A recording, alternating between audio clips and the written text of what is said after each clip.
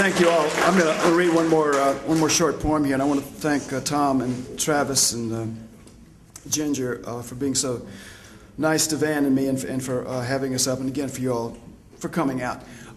There's a Rotary Club in Tallahassee I call my Rotary Club because they have me in to read to them from time to time. Pretty tolerant group of fellows. And so this poem starts there in the club in Tallahassee, and then it goes to Paris, where these teenagers scared the pants off of us a couple of years ago. And then it comes back to Tallahassee, where it eases on down for a nice, soft landing. I'm reading this and thinking, that sounds familiar, and that there's a podcast on creative loafing, so I'm hearing myself talking about it, I guess last week when I recorded the poem for creative loafing. And the poem is called Borges at the Northside Rotary, and it starts with this epigraph from Jorge Luis Borges' foreword to his first book of poems.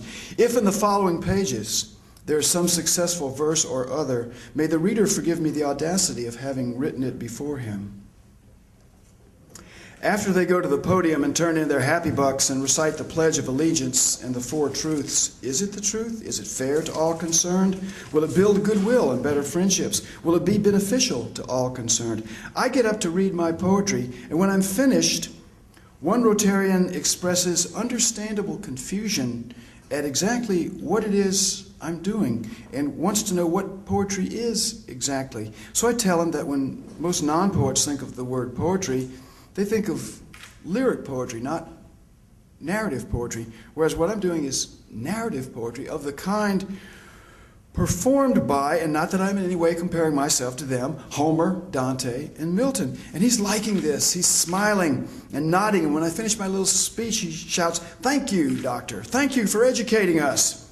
And for the purposes of this poem, he will be known hereafter as the Nice Rotarian. But now, while I was reading, there was this other Rotarian who kept talking all the time, just jacked his jaw right through the poet's presentation of some of the finest vers libre available to today's listening audience. And he shall be known hereafter as the Loud Rotarian. Nice Rotarian, Loud Rotarian. It's kind of like good cop, bad cop, or God the Father, God the Mother.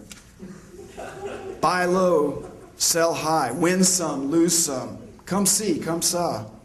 Half empty, half full. Merchant copy, customer copy. But in a sense, the Loud Rotarian was the honest one. He didn't like my poetry, and he said so.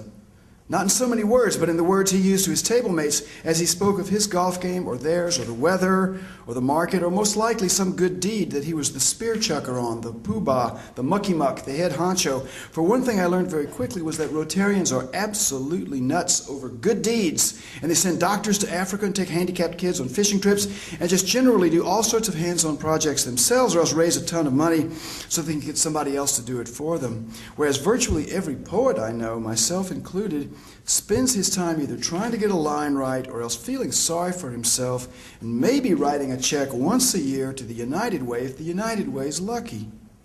The Nice Rotarian was probably just agreeing with me, just swapping the geese and fish of his words with the bright mirrors and pretty beads of mine. For how queer it is to be understood by someone on the subject of anything, given that, as Norman O. Brown says, the meaning of things is not in the things themselves, but between them. As it surely was that time those kids scared us so badly in Paris. Barbara and I had got on the wrong train, see? And when it stopped, it wasn't at the station 2 blocks from our apartment, but one that was 20 miles outside of the city. So we looked for someone to tell us how to get back.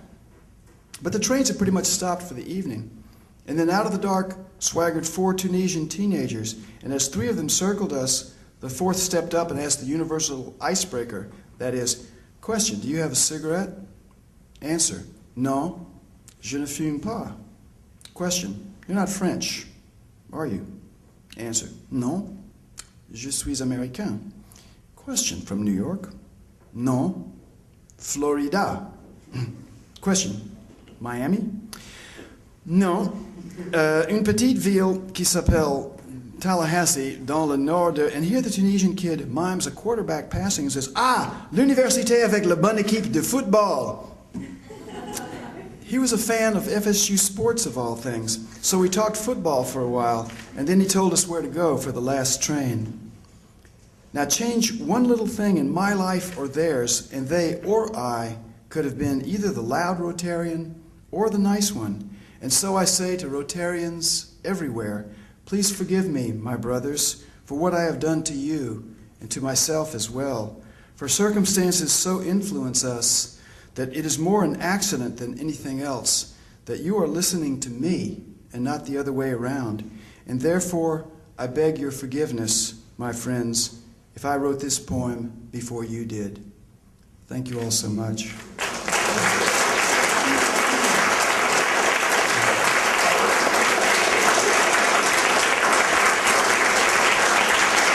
Thank you.